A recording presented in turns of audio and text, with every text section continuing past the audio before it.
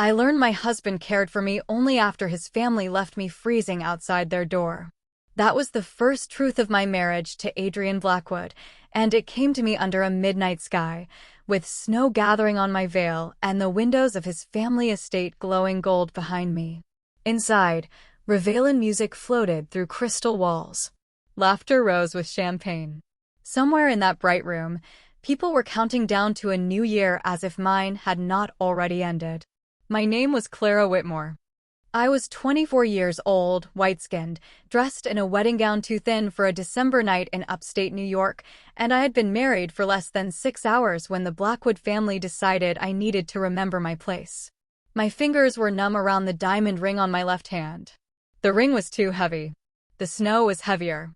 It fell into my hair, my eyelashes, the lace at my shoulders, turning me into the kind of bride people painted on Christmas cards before they asked why she was standing alone outside a locked door. I had refused to sign the paper. That was all. One document, slid in front of me by Eleanor Blackwood with a silver pen and a smile sharp enough to cut silk. She called it a family alignment agreement. She said every Blackwood bride signed before the midnight toast. I asked why my mother's foundation was listed on page 3. Her smile cooled. Julian Blackwood, Adrian's cousin, leaned against the fireplace and told me not to make a scene. Then Eleanor mentioned my little sister Rose. Her scholarship. Our old house in Vermont. The debts my father had left behind. Fear had risen in me like cold water, but I still said no. Not loudly. Not bravely. Just no. A word small enough to fit in my mouth and strong enough to ruin their mood. Eleanor had looked at the staff by the side door and said, "Then let her stand outside until she remembers who saved her family." No one touched me roughly. No one needed to. Doors can be cruel without hands. A minute later, I was beyond the terrace, beneath the stone archway, the door closed behind me, my phone gone from the table where I had left it, my coat still hanging upstairs. I told myself someone would notice. Someone would come. But the music only grew louder. Through the windows, I saw guests lift glasses. I saw Eleanor laugh. I saw Julian check his watch. I did not see my husband. Adrian had been called away before dinner, some urgent Blackwood matter whispered into his ear. I had almost been relieved when he left. Adrian Blackwood, the mafia boss people feared from Manhattan to Montreal, had not frightened me with cruelty. He frightened me with silence. With control. With eyes gray enough to make every lie in a room look nervous. I thought he would blame me when he returned. I thought he would see me outside, shivering in his family's snow, and call it embarrassment. The first black car came up the drive at 11:47. Its headlights cut through the snowfall. I turned toward it because hope is humiliating, even when it saves you. Adrian stepped out before the driver finished opening the door. He wore a black overcoat, no scarf, no gloves, his dark hair silvered by snow in seconds. He took 3 steps toward the house, then stopped. His eyes found me under the archway. For one breath, the entire estate seemed to go silent. Then he crossed the distance between us, not running, not shouting, but with a stillness so sharp the night itself seemed to move out of his way. He stopped an arm's length from me, close enough to see my shaking, far enough not to trap me. His face changed when he saw my blue fingers around the ring. Not anger first. Something colder. Something controlled, because anything else would have scared me more. "Clara," he said, and my name sounded less like a question than a door opening. I tried to speak, but my teeth would not let me. Adrian removed his coat and held it out, not around me yet, not assuming. "May I?" That almost broke me. Not the snow. Not the locked door. That? Permission from the man everyone feared. I nodded once. He placed the coat over my shoulders, careful with the veil, careful with the lace, careful as if rage had become discipline in his hands. Warmth hit me so suddenly my knees weakened. He looked past me at the glowing windows, at the party, at his family celebrating behind glass. When he spoke again, his voice was low enough to freeze the air between us. "Who left my bride in the snow?" Adrian did not wait for my answer in the snow. Maybe he saw that my lips had gone too cold to shape the truth, or maybe he understood that questions can become another kind of pressure when a woman is still shaking. He turned toward the house and lifted one hand. Not high, not dramatic. Just enough for the two guards by the terrace doors to straighten as if the night had corrected their posture. "Open it," he said. The door opened immediately. Warmth spilled out first, then music, then the smell of pine garland, candle wax, expensive perfume, and roasted chestnuts from the Réveillon tables inside. The sound of celebration touched my skin before the heat did, and I hated how badly I wanted both. Adrian stepped beside me, not in front of me, and looked down once. "Can you walk?" Pride tried to answer before my body could. My knees failed the moment I shifted my weight. His jaw tightened, but his voice stayed low. "May I carry you inside?" I wanted to refuse because every room in that house had already taken something from me. My coat, my phone, my certainty. But his coat was warm around my shoulders, his hands were still waiting for permission, and the snow beneath my bare slippers had turned sharp as glass. I nodded. Adrian lifted me carefully, one arm beneath my knees, one behind my back, holding me as if I were not a scandal, not a debt, not a bride who had embarrassed the Blackwood name, but a person whose body had gone too cold. I kept my face turned away from his chest because I did not want to need anything from him. Need had been used against me all evening. Inside, the terrace corridor fell silent. Guests stopped mid-laugh. A woman lowered her champagne flute. Someone whispered my name. Eleanor Blackwood stood near the fireplace in winter white silk, diamonds at her throat, her expression composed until she saw Adrian carrying me. Julian stood behind her with his watch still in his hand. Adrian did not look at either of them. "Doctor." "Now." His voice moved through the room like a blade under velvet. No one argued. He carried me past the party, past the enormous Christmas tree, past the silver trays and crystal towers and midnight flowers, into a private sitting room lined with dark bookshelves. He set me on a couch near the fire, then stepped back before removing his hands completely, as if even rescue needed boundaries. A maid hurried in with blankets. Adrian took them, but did not wrap me until I gave the smallest nod. The wool scratched my chin. I loved it for being warm. "Hot tea," he said to someone at the door. "Not coffee. Not champagne. Tea." And Dr. Mercer within 10 minutes. Eleanor appeared in the doorway, polished concern painted across her face. "Adrian, darling," Clara became overwhelmed. We were just giving her a moment to breathe. The fire cracked. My fingers curled into the blanket. Adrian turned slowly. I had seen men angry before. Loud anger. Red anger. Anger that wanted witnesses. His was quieter and more dangerous because it had no interest in being admired. "Outside," he asked. Eleanor's smile held. She walked out. My breath caught. Adrian heard it. He looked at me, not her. "Did you walk out, Clara?" My mouth trembled open. Fear tried to teach me silence again. Eleanor's gaze pressed against me from the doorway. Julian's shadow moved behind her. Adrian did not tell me to speak. He only moved one step to the side so I could see the open door, the hallway, the witnesses, and the choice. "No," I whispered. The word was almost nothing. Still, it changed the room. Adrian's eyes returned to Eleanor. "Leave." Her face tightened. "This is my house too. Not this room." Julian cleared his throat. "Adrian, it was a misunderstanding before the midnight signing." Adrian's head turned slightly. "Signing?" Julian went pale too late. My numb fingers found the ring on my hand. The inside edge felt strange against my skin, as if something was engraved there that I had not noticed before. Adrian saw me touch it. His gaze sharpened, but he did not ask yet. The doctor arrived with a black medical bag and kind eyes, and Adrian stepped to the far side of the room while I was checked, far enough to make privacy, close enough that no one dared turn concern into control. When Dr. Mercer said I needed warmth, rest, and no more stress tonight, Adrian gave one cold nod. Then he looked at me from across the firelit room. "When you are ready," he said, "I want to know about the paper." I swallowed, the tea shaking in my hands. It had my mother's foundation on it. For the first time since he found me in the snow, Adrian Blackwood looked truly afraid. The name of my mother's foundation changed the room more than the fire, more than the doctor, more than Adrian's coat around my shoulders. Whitmore Mercy Fund. I had seen those words on scholarship letters, charity invitations, and old photographs of my mother standing outside children's hospitals with snow in her hair and stubborn hope in her eyes. Margaret Whitmore had built that foundation before she married my father, before debts, before illness, before people started speaking about her legacy as if it were furniture they could rearrange after she died. Adrian took one step closer, then stopped himself. "Say that again."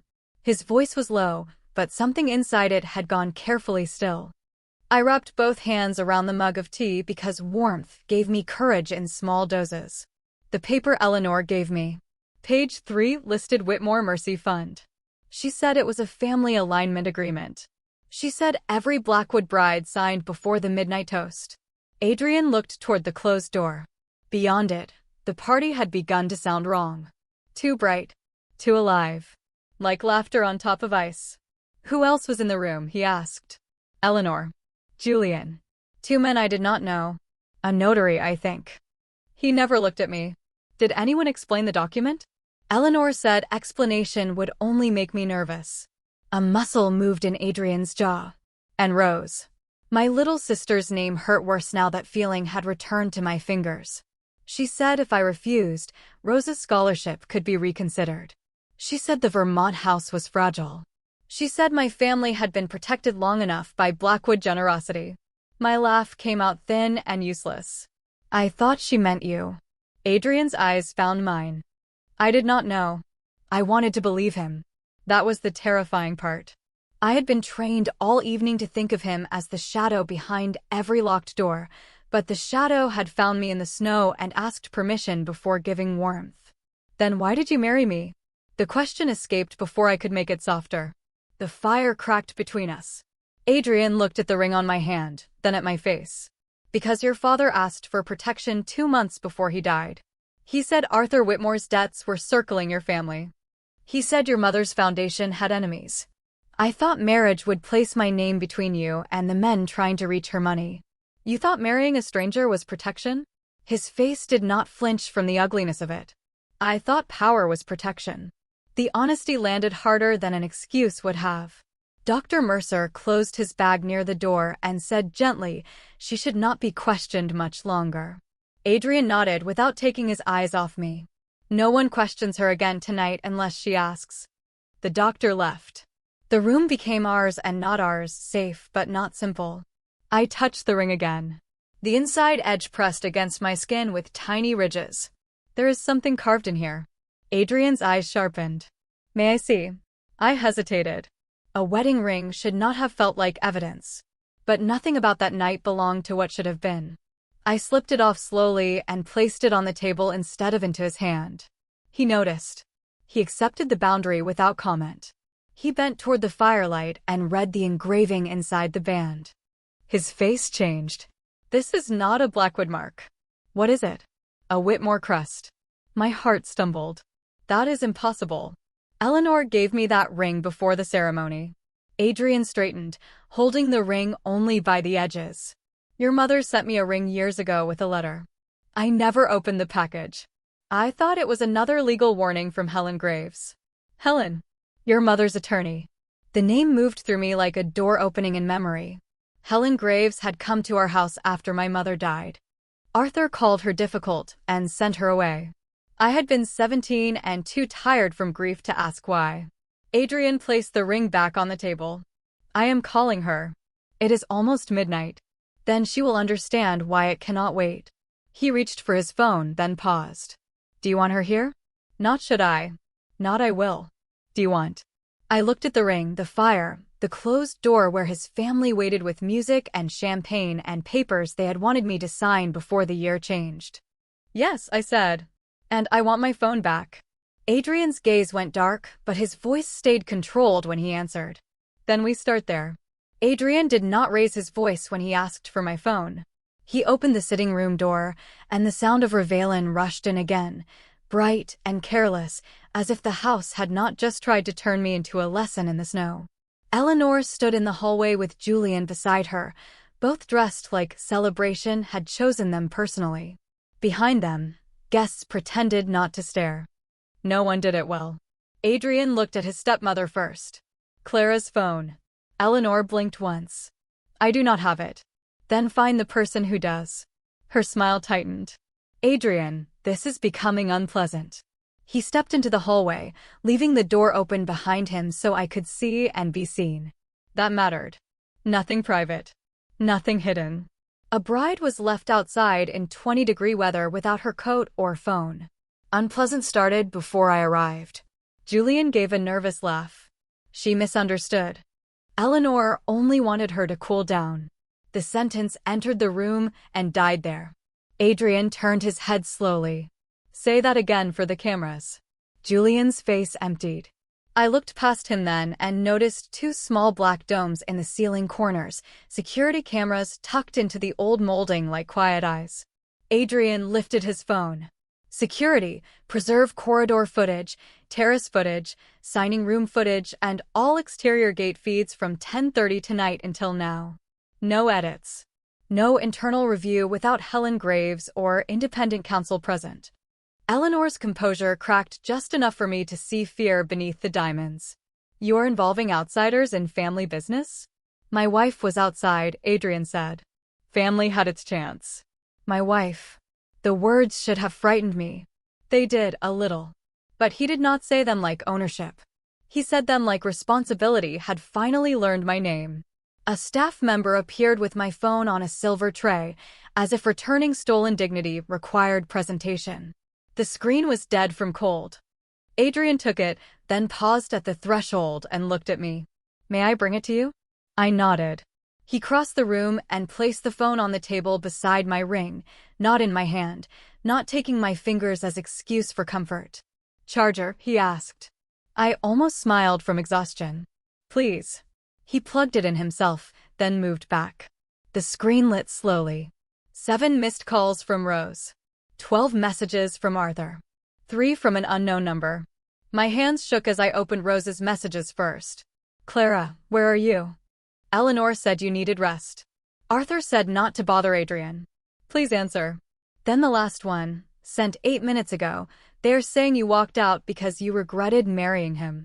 Is that true? My chest hurt. I typed with clumsy fingers. I am safe. I did not walk out. Do not sign anything or go anywhere private. Stay with hotel staff or call Helen Graves if you have her number.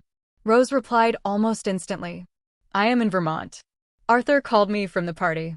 He said my scholarship depends on you cooperating. The fire crackled. Adrian watched my face, not the phone. What is it? I handed him nothing. I read it aloud because the truth needed to leave my mouth. His expression went cold in the way windows go cold before dawn. Call her, he said. Then he corrected himself immediately. If you want to. I called. Rose answered on the first ring, crying so quietly it broke me worse than sobbing would have. She was 17, still in our mother's old house with a neighbor downstairs and snow against the windows. Helen Graves arrived on the other line before I finished explaining because Adrian had already reached her, and her voice came sharp and steady through the speaker. Rose's scholarship is protected by a separate education trust. The Vermont house is shielded under Margaret Whitmore's irrevocable trust. Arthur cannot touch either one tonight. I closed my eyes. The fear Eleanor had used was smoke. Thick enough to choke me, empty enough to vanish under light. Then the paper was never about saving Rose. Helen's answer was quiet. No, Clara. It was about making you believe Rose needed saving. Adrian stood near the fire motionless, his rage held so tightly it had become useful instead of frightening. I looked at the ring on the table, the Whitmore crest hidden inside a Blackwood ceremony, and understood the night was no longer only about who left me outside. It was about who had planned the cold before the snow ever fell. Helen Graves arrived at Blackwood Estate at 11:58, 2 minutes before the house expected the year to change and 30 minutes after I had started to understand that midnight was not a celebration here. It was a deadline. She came through the side entrance in a long gray coat, snow on her shoulders, silver hair pinned low, and a leather folder held against her chest like a shield made of paper. The music in the ballroom grew louder as the countdown approached, but inside the sitting room, every second sounded legal. Adrian met Helen at the door and stepped aside without asking for control of the room. She walked straight to me. Not to him. Not to the Blackwood name. Me. Clara Whitmore, she said, her voice lower than I remembered, but just as sharp. Your mother told me you would look calm when you were terrified. My throat tightened. She knew me too well. She loved you well enough to plan for people who did not. That sentence nearly broke me. Helen opened her folder on the low table beside my cold phone, the ring, and the untouched wedding cake someone had placed in the room as if sugar could repair a locked door. I reviewed the message you read to me. I also pulled the draft Eleanor's office sent to a private notary at 9:30 tonight. Adrian's gaze sharpened. You have the document? I have enough. Helen removed a copy with highlighted sections. Family Alignment Agreement is a decorative title. The operative clause assigns temporary administrative authority over Whitmore Mercy Fund assets to a Blackwood-linked advisory entity upon spousal acknowledgement before midnight. I stared at the paper. Spousal acknowledgement. Your signature, Helen said. Given as Adrian's wife. My stomach turned. The room blurred, then returned too brightly. So they needed the wedding first. They needed the title first, she corrected. Wife. Then the midnight signature. Then temporary authority that would become nearly impossible to untangle cleanly by morning. Adrian stood by the fire, silent in a way that made the flames look nervous. Who controls the advisory entity? Helen looked at him. Julian Blackwood holds operational authority. Eleanor holds appointing authority. Your name is listed as ceremonial oversight. His face did not change, but the air around him did. They used my name. They used her fear, Helen said. Your name was merely the seal. I looked at Adrian then and saw the difference between rage and shame. Rage wanted somewhere to go. Shame had nowhere to stand. And Rose? I asked. Helen slid another page toward me. Safe. Education trust confirmed. Health coverage confirmed. Vermont house protected. Your mother made those assets unreachable without court review. My eyes filled, but I did not let the tears fall. Not yet. Then Eleanor lied. Yes. The word was merciful because it was clean. Adrian moved one step toward the door. Helen's voice stopped him. Mr. Blackwood. He paused.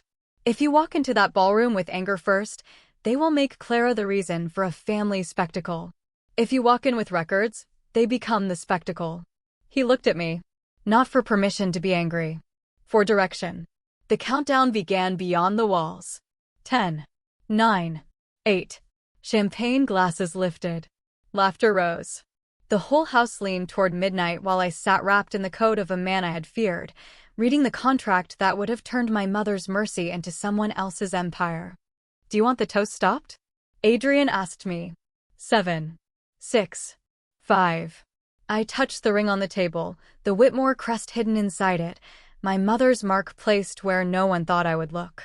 No, I said. 4, 3. Let them toast. Helen's eyes narrowed with understanding. 2, 1. The ballroom erupted in cheers. Fireworks bloomed beyond the windows, gold and white over the snow-covered lawn. I stood slowly, Adrian's coat heavy on my shoulders, the highlighted document in my hand, and felt the cold leave me in pieces. Then we walk in after midnight, I said. Not as the bride they tried to freeze. As the woman whose signature they missed. We did not walk into the ballroom with the countdown. We walked in after it, when the guests were still smiling, when champagne still touched lips, when fireworks painted the windows gold and white behind people who thought the dangerous part of the night had passed. That made it better. Lies are easiest to expose when they have just congratulated themselves. Helen Graves walked first, gray coat over one arm, leather folder open in her hands. I walked beside her in my thin wedding gown, Adrian's black coat over my shoulders, my fingers no longer numb around the highlighted document. Adrian stayed behind me. Not ahead. Not at my side like a claim. Behind me, close enough to remind the room that I was not alone, far enough to make it clear the voice coming next would be mine. The ballroom quieted in layers. A laugh stopped near the dessert table. A crystal glass lowered near the piano. Eleanor Blackwood turned from the fireplace with a smile already prepared, then saw the paper in my hand and understood preparation was not the same as control. Julian stood near the midnight toast table with two men in dark suits and a silver pen beside an unopened folder. My stomach tightened when I saw it. They had expected me to come back cold, frightened, and grateful for warmth. They had expected my hand to shake over their page. Instead, I lifted the highlighted document. Before anyone thanks the new year for bringing families together, I said, and my voice carried farther than I expected, I want to understand why my mother's foundation was supposed to change hands at midnight. No one moved. Even the string quartet lowered their bows. Eleanor recovered first. Clara, darling, you're exhausted. This conversation should happen in the morning. No, the word came out clear. Morning is what people offer when they need the night to hide what they did. A small sound moved through the guests. Helen stepped forward. I am Helen Graves, counsel for Clara Whitmore and legal representative for matters involving the Whitmore Mercy Fund. The document presented to Mrs. Blackwood tonight was not ceremonial. It contained clauses transferring temporary administrative authority over the fund to an advisory entity connected to Julian Blackwood and Eleanor Blackwood. Julian laughed once, too late and too thin. That is a wild interpretation. Helen looked at him over the rim of her glasses. Then you will not mind if it is read aloud. Adrian's voice came from behind me, low and even. Read it. The room obeyed the silence after him. Helen handed the document to the estate notary, who had appeared near the wall looking pale enough to disappear into it. Marked Section 4. The notary swallowed. His hands trembled slightly as he read the language aloud. Temporary authority. Spousal acknowledgement. Advisory management. Post-midnight execution window. The words sounded clean by themselves. Together, they made the room colder than the snow outside. I watched Eleanor's face as each phrase found its witness. She did not look ashamed. She looked inconvenienced. That told me everything. You told me this was family alignment, I said. It is, Eleanor replied, still smooth. Families align resources. You told me Rose would lose her scholarship. Her smile did not reach her eyes. I said your choices affect your family. Helen lifted another page. Rose Whitmore's scholarship is protected by a separate education trust established by Margaret Whitmore. It is not controlled by Eleanor, Julian, Arthur, or any Blackwood account. Whispers spread faster now. Adrian did not move. I did not look back at him because I could feel him choosing restraint with every breath. Julian stepped toward the toast table. This is being made dramatic by a bride who spent half the night outside because she could not handle tradition. The sentence should have hurt. Instead, it gave me the last piece I needed. I turned to the guests, to the staff, to the family that had watched me disappear and kept drinking. I was not outside because I was weak, I said. I was outside because I refused. Fireworks flashed beyond the glass. White light crossed Eleanor's diamonds, Julian's silver pen, Adrian's black coat around my shoulders. Helen placed one more document on the table. And, because someone ordered the terrace doors locked after she refused to sign, the room went silent enough to hear snow tap the windows. Adrian finally stepped beside me, not in front. Security footage, he said, will be preserved for independent review. No Blackwood name will be protected by her silence. Eleanor's smile vanished.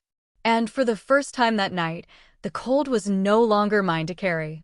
The truth did not explode through the ballroom. It settled. That was worse for Eleanor. Explosions could be dismissed as drama. Silence had weight. It pressed against the chandeliers, the champagne towers, the faces of guests who had come to watch a family celebrate power and were now watching that power learn the shape of exposure. Eleanor stood near the fireplace, her diamonds bright, her mouth soft with the kind of smile women use when they are deciding which lie still has legs. Adrian, she said, as if his name belonged to her first. You are letting a frightened girl turn a misunderstanding into a public humiliation. I felt the old instinct move through me. Apologize. Lower your eyes. Make the room comfortable again. Then Adrian's coat shifted around my shoulders, heavy and warm, and I remembered the snow. I remembered the closed door. I remembered that comfort had almost cost me my mother's foundation. Adrian looked at Eleanor, but he did not answer for me. He waited. The space he left felt terrifying and sacred. I stepped forward. I am not frightened anymore. My voice shook a little. I let it. Truth did not need perfect posture. And if this is humiliation, it belongs to the people who tried to make me sign in secret. Julian scoffed. You have no idea what you are touching. Helen Graves turned one page in her folder. She is touching her own legal rights. That is often confusing to men who expected a signature without a question. A ripple passed through the room, almost laughter, almost shock. Julian's face sharpened. This fund is connected to Blackwood interests now. No, Helen said. It is connected to Clara Whitmore's mother, and to the beneficiaries Margaret Whitmore protected before anyone here realized kindness could be harder to steal than money. Eleanor's eyes flashed. Margaret was sentimental. The name hit me like a hand on an old bruise. Adrian moved half a step, then stopped when I lifted my fingers slightly beneath the coat. He understood. Not his wound. Mine. I faced Eleanor. My mother built Whitmore Mercy Fund for children whose parents could not buy second chances. You saw it as a doorway into power. That does not make her sentimental. It makes you small. The room changed again. Not louder. Deeper. Eleanor's chin lifted. Be careful, Clara. You are standing in my house. For the first time, Adrian spoke, and his voice was colder than the windows behind him. No. She is standing in mine. Eleanor turned to him, triumphant for one terrible second, as if possession had finally entered the room on her side. But Adrian continued. And I will not use that fact to silence her. That is the difference you never understood. I looked at him then. Just once. His face was unreadable, but his eyes were not. Rage lived there. Shame too. And something else I did not have a name for yet. Maybe restraint. Maybe remorse learning to stand upright. Helen placed a small recorder on the table beside the unsigned document. For the record, Mrs. Blackwood refused to sign before midnight. The transfer window has passed. Any attempt to backdate, substitute, or fabricate acknowledgement will be challenged immediately. The notary's face turned gray. He raised one hand slightly. I did not notarize anything. Wise, Helen said. Julian looked toward the terrace doors, then toward Adrian's security chief, who stood by the entrance with a tablet. Every exit was open. Every camera was awake. Nothing about the room looked violent. Everything about it looked final. Adrian addressed the security chief. Preserve the original footage and provide copies to independent counsel. Remove Eleanor and Julian from any Blackwood account access pending review. Notify the board before sunrise. Eleanor went pale. You would choose her over family? Adrian looked at me, then back at her. I am choosing the truth you left in the snow. My throat tightened, but I did not let tears take the moment. Eleanor's face hardened into something honest at last. She will leave you the moment she realizes what you are. Adrian's answer came without hesitation. Then I will open the door. The ballroom held its breath. I had heard men promise to keep women. I had heard vows shaped like locks. I had never heard a powerful man promise not to close the door if I walked away. Helen touched my elbow gently. Clara, do you want to leave this room? I looked at the guests, the candles, the midnight flowers, the champagne no one was drinking now. I looked at the terrace beyond the glass where my footprints were already disappearing under new snow. Yes, I said. Adrian did not offer his arm until I looked at him. Then he asked quietly, beside you or behind you? My answer surprised me with how steady it was. Beside me. But not too close. He nodded once. As you wish. And together, with Helen carrying the documents and the whole Blackwood family watching, we walked out of the ballroom not as husband and wife performing a perfect new year, but as two people leaving a room where silence had finally lost its power. The hallway outside the ballroom felt colder than the room we had left, but cleaner. No champagne. No music. No faces pretending not to listen. Just marble floors, winter garland, and the soft hum of a house learning that its walls had heard too much. Helen walked ahead with the documents pressed to her chest. Adrian walked beside me, exactly where I had allowed him to be, close enough that his coat still warmed my shoulders, far enough that the space between us remained mine. At the end of the corridor, the terrace doors came into view. The same doors. The same dark glass. Beyond them, snow kept falling over the stone steps where I had stood less than an hour earlier, blue-fingered and silent, waiting for someone inside to remember I existed. My body reacted before my mind did. I stopped. Adrian stopped with me. He did not ask what was wrong. He looked at the doors, then at my hands, then back to my face. "Do you want to avoid them?" he asked. I could have said yes. A part of me wanted to. Another part of me knew avoidance could become a room of its own if I decorated it long enough. "No," I said. "I want them opened." Adrian turned to the nearest guard. "Open the terrace doors." The guard hesitated only because he looked ashamed. Then he unlocked them and pulled both doors wide. Cold air entered the hallway, sharp and immediate, carrying snowflakes, pine, and the distant smoke of fireworks. I stepped forward until the threshold was under my feet. Not outside. Not inside. Between. That place felt honest. Helen stood quietly behind us. Adrian said nothing. I looked down at the stone where my footprints had blurred into white. The snow had almost erased me. Almost. I slipped the wedding ring from my finger and held it up to the hallway light. The Whitmore crest inside the band caught a small silver gleam. My mother's mark. Hidden where Eleanor had thought I would never look. "This was never theirs," I said. Adrian's voice came low beside me. "No, and I was never yours." His answer came without injury, without defense.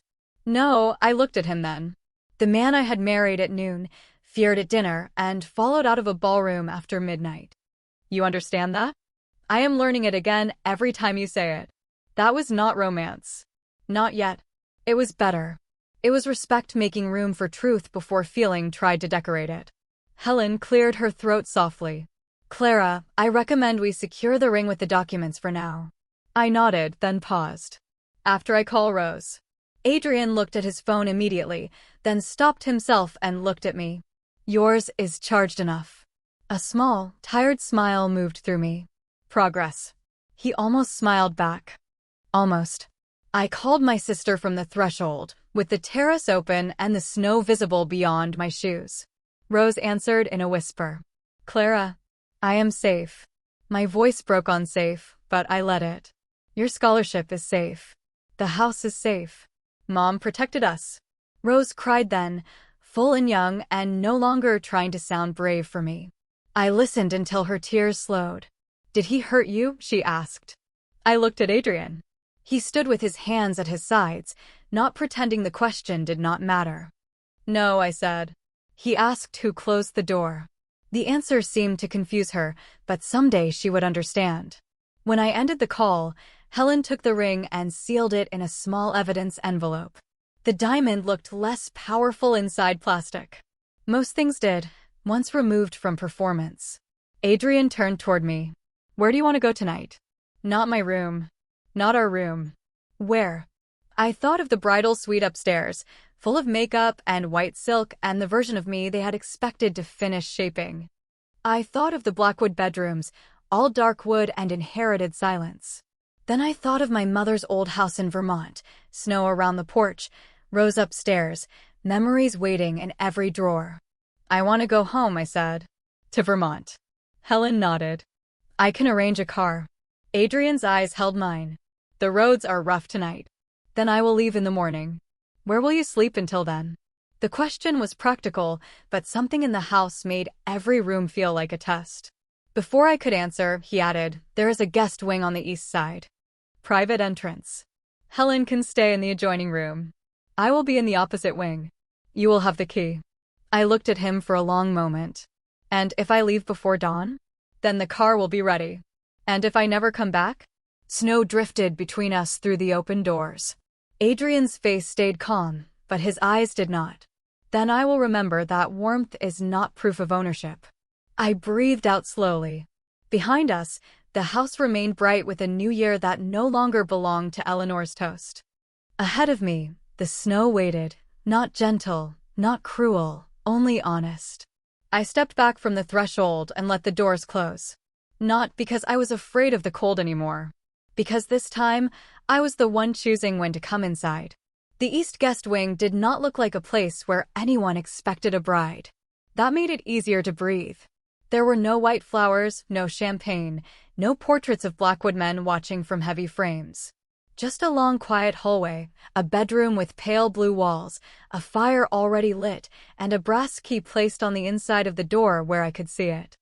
Mine to turn. Mine to leave.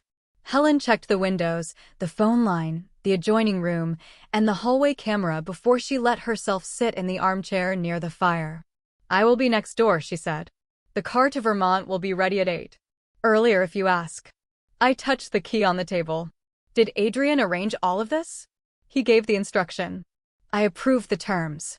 That sounded like Helen. I almost smiled. She handed me a soft gray sweater, leggings, and thick socks someone had brought from a boutique in town with every tag still attached. "No one entered your bridal suite without my staff present. Your belongings are packed. The wedding dress is preserved for the record." Preserved. Like evidence. Like a body pulled from cold water. When Helen left for the adjoining room, the silence came close. I changed slowly, peeling off satin, lace, and the memory of snow. Adrian's coat remained over the chair. I had meant to return it immediately, but the sight of it stopped me. Black wool. Melted snow at the hem. A faint trace of cedar and winter air. It had covered me before anyone asked me to explain why I deserved warmth. That should not have mattered as much as it did. I sat on the edge of the bed and called Rose again. She answered softer this time, calmer. We talked about practical things because practical things are how frightened people touch normal life without breaking it. Her neighbor would stay downstairs. Helen's office had sent confirmations. The house was safe. Her scholarship was safe. She asked if I was coming home in the morning. "Yes," I said. The word felt like a blanket. After we hung up, I walked to the window. Snow covered the lawn in layers of moonlit white. In the distance, the ballroom windows still glowed, but the music had stopped. The party had learned shame, or at least inconvenience. A knock came at the hallway door. One. Soft. Then Adrian's voice, low through the wood. "It is me. I will leave this outside." I did not move.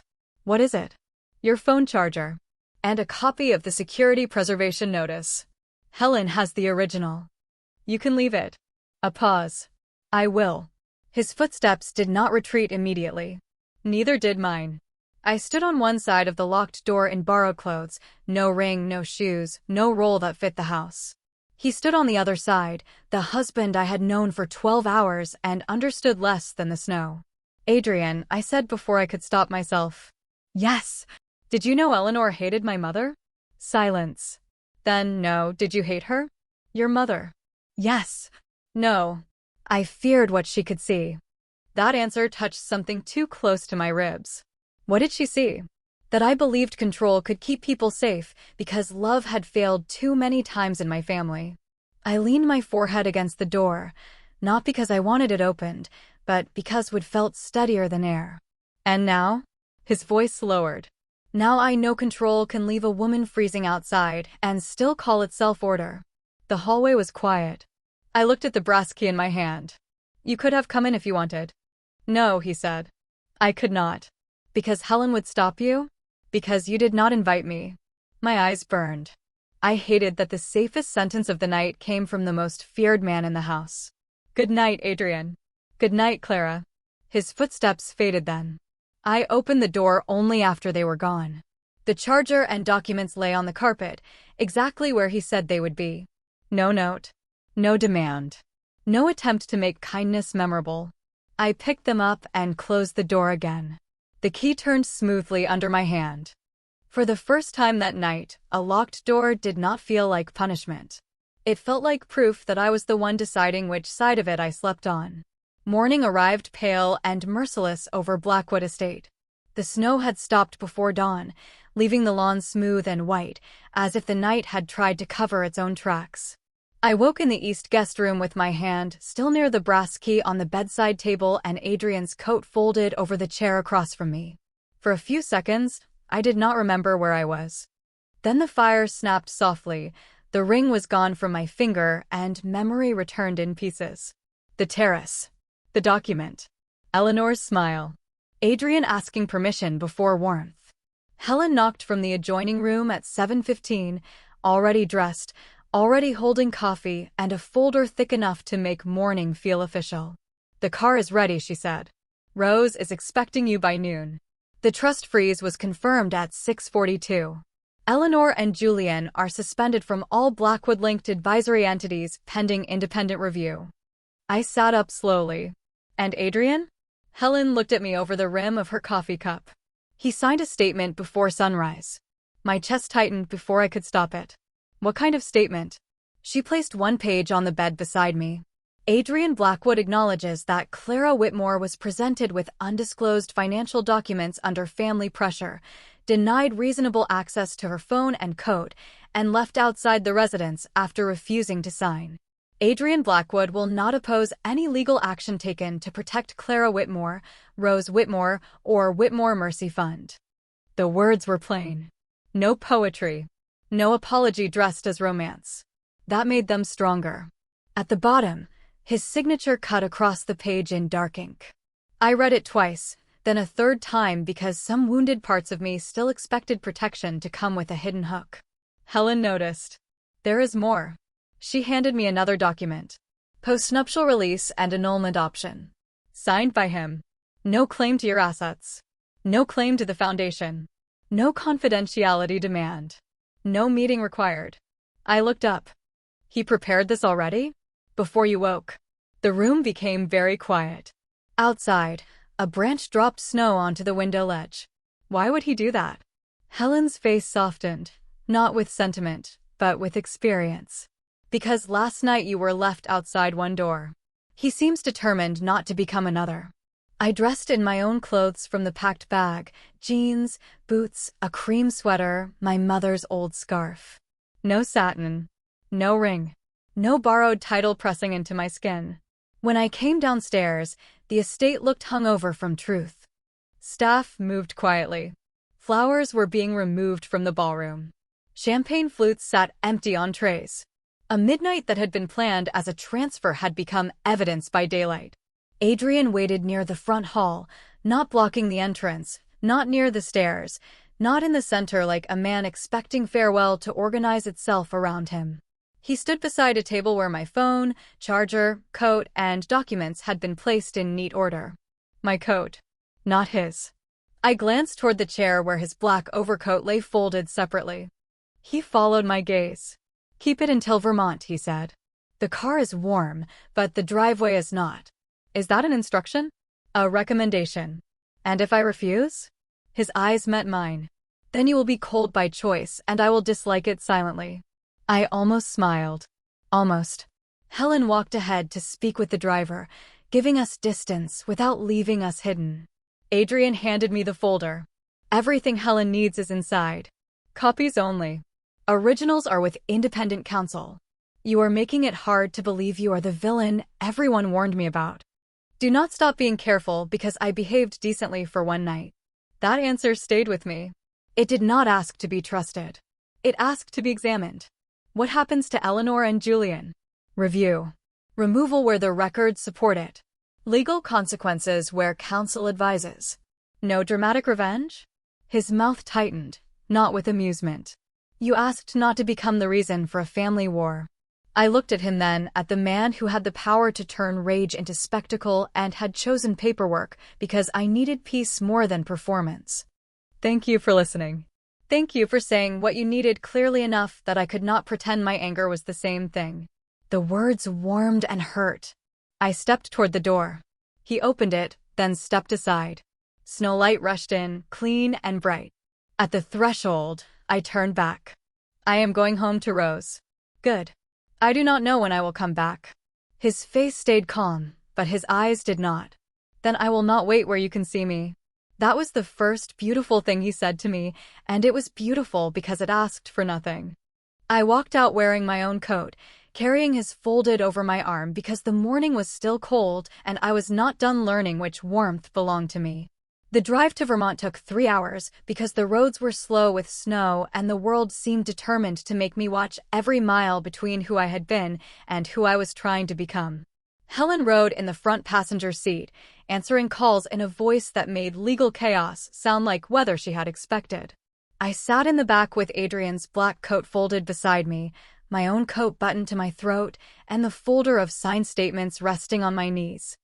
Outside the window, upstate New York softened into white fields, bare trees, gas stations with salt-stained doors, and little towns still wearing holiday lights in daylight. No one chased us. No one called with threats that mattered. Arthur left 3 messages, each one smaller than the last. I did not listen to them. Helen did, summarized them as emotional noise with no legal value, and deleted nothing because evidence deserved better memory than I did. Rose was waiting on the porch when we arrived, wrapped in my mother's red scarf and a coat too large for her shoulders.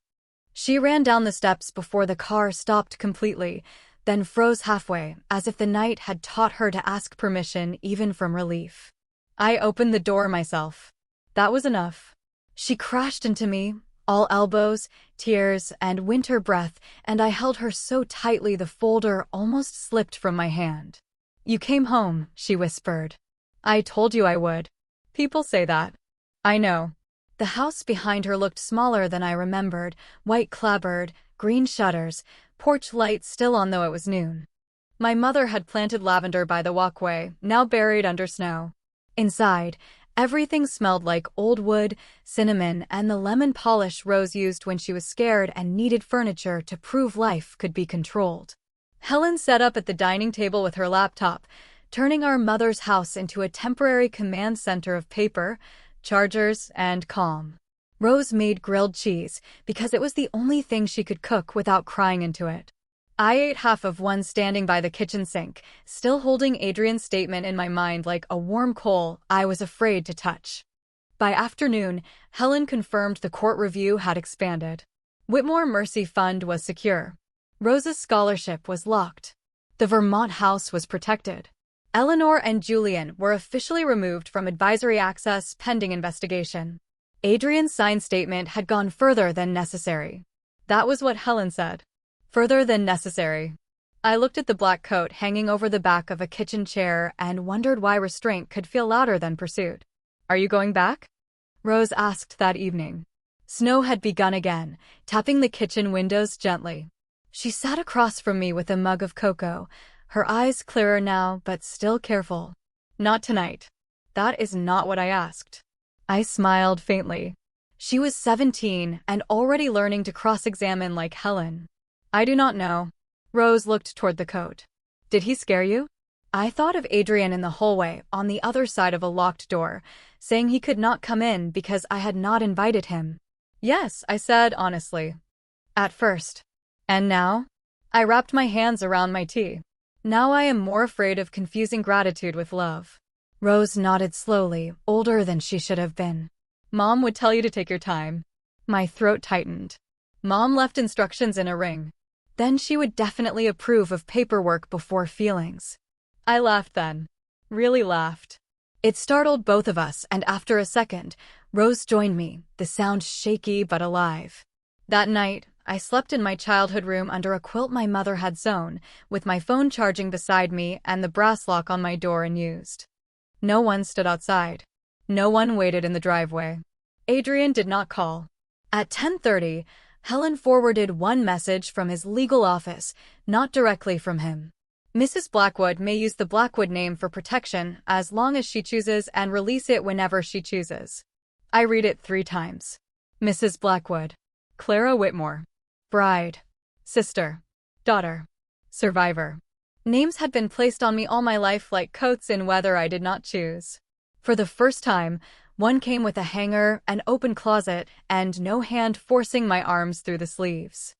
I turned off the screen and looked out at the snow beyond my window. The cold no longer looked like punishment. It looked like distance. And distance, I was learning, could be a mercy when someone powerful loved you enough not to close it. A week passed before I saw Adrian Blackwood again, and by then the world had started calling the scandal many things. The REVEILLON incident. The Whitmore Fund dispute. The Blackwood Internal Review. Newspapers loved names that made betrayal sound clean. Helen told me not to read the headlines, so of course I read enough to learn that Eleanor had hired a public relations team, Julian had stepped down for personal reasons, and Adrian had given no interviews. Not one. He let the documents speak because documents did not blink, charm, or pretend a bride had chosen the snow. The court kept Whitmore Mercy Fund frozen under independent protection. Rose returned to school with a new scholarship letter printed twice, one copy for her files and one taped inside her closet, because she said she needed to see proof on bad days. Arthur stopped calling after Helen sent a formal notice that all communication would go through counsel. Our Vermont house grew quiet again, but not the old quiet. This one had air in it. On the 7th morning, a courier delivered a box to the porch. Rose saw the Blackwood seal and looked at me like it might explode into feelings. Helen was on video call at the kitchen table, already suspicious. "Open it on camera," she said. I did. Inside was Adrian's coat, professionally cleaned, folded with care, and beneath it a plain envelope. No flowers. No jewelry. No apology gift pretending to be innocence. Just paper. Helen nodded for me to read. "Clara, I am returning this because warmth should not become another reason you feel obligated." Enclosed are finalized copies of the annulment option, the release of any Blackwood claim, and a separate protective order keeping Whitmore Mercy Fund outside family advisory structures permanently if the court approves. "You owe me no reply. Adrian." I sat down slowly. Rose read over my shoulder and whispered, "He really does write like a locked door learning manners." I laughed, then cried, then hated both reactions for happening together. Helen adjusted her glasses on the screen. "The annulment option is clean. If you sign, we file. If you wait, nothing moves without your consent." Consent. The word had become a room I was still learning to furnish. That afternoon, I drove alone to the small cemetery behind the white church where my mother was buried. Helen disliked the alone part, but she respected it after I shared my route, charged my phone, and promised to call when I arrived. Snow covered the stones in soft, uneven blankets. I brushed my mother's name clear with my gloved hand. Margaret Elaine Whitmore. Beloved mother. Keeper of mercy. I sat beside her grave with Adrian's letter folded in my coat pocket and the annulment papers in my bag. "You chose a very complicated door," I told her. Wind moved through the bare branches. No answer came, which was fair. She had already left enough instructions for one lifetime. I told her about Rose, about Helen, about the foundation, about standing in the ballroom with Adrian's coat over my shoulders and finally saying I refused. Then I told her the part one had not admitted to anyone. "I am afraid I only think of him because he was warm when everyone else was cold." The words looked small in the winter air. But once spoken, they became honest enough to examine. I stayed until my hands ached, then drove home before dusk. At the kitchen table that night, I signed nothing. That was my first real decision. Not to stay married. Not to leave. To wait until fear, gratitude, anger, and curiosity stopped speaking over one another. I sent no message to Adrian. I only asked Helen to forward one sentence through counsel. "I received the papers. I am taking time before choosing." His reply came the next morning through the same formal channel. "Take all of it. No deadline. No pressure. No door closing from my side."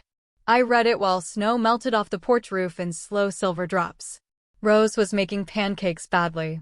Helen was arguing with someone from the court on speaker. The house smelled like butter, coffee, and ordinary life trying again.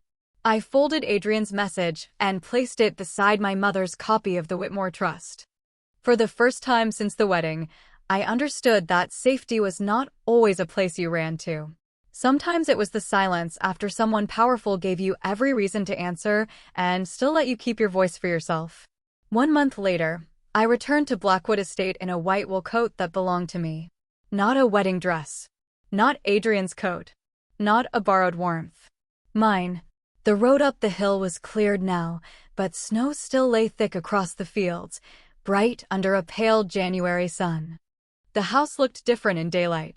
Less like a kingdom. More like stone, glass, and history trying to decide whether it deserved another chance. Eleanor was gone from the estate by then. Julian's accounts were under review. Whitmore Mercy Fund had been placed under permanent independent protection, with Helen Graves named as legal oversight until Rose turned 25. Arthur no longer called. Nathaniel's name had faded into court filings and formal notices. Real endings did not slam doors. They signed documents, changed passwords, removed names from accounts, and let the quiet prove what the shouting never could. I had not signed the annulment papers. I had not thrown them away either. They sat in Helen's office in a folder labeled Clara's Choice, because Helen had a terrible sense of humor and a perfect understanding of what mattered. I came to Blackwood Estate because I was ready to return Adrian's final copy of my mother's letter and ask one question without snow, fear, or witnesses between us. He opened the front door himself before the butler reached it.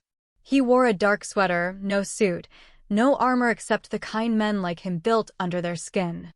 For a second, we simply looked at each other. The last time I had stood at this threshold, I had been leaving with his coat over my arm and my heart full of cold. This time, my hands were empty except for the envelope. Adrian stepped back immediately. "Would you like to come in?" I smiled slightly. "You're still asking." "I intend to keep asking." That answer warmed me more than the fire visible behind him.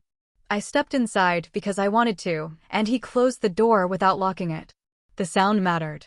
It always would. We walked to the sitting room where he had brought me in from the snow. The same fire burned. The same windows faced the terrace. But the room no longer held a shivering bride. It held a woman who had taken 30 days to learn the difference between being saved and being respected. I placed the envelope on the table.